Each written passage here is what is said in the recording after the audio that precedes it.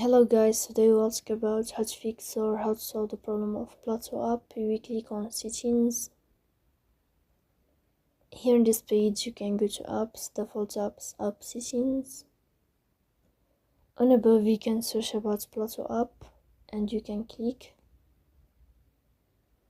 Here in this page of app info you can click on first stop and you can click OK. Then we'll enter to the window of storage. Here you can click on clear cache.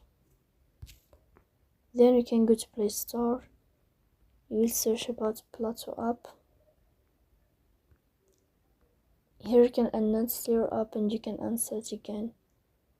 So please don't forget to support us by like and subscribe. No, sir. See you next time in another video and thank you for your attention.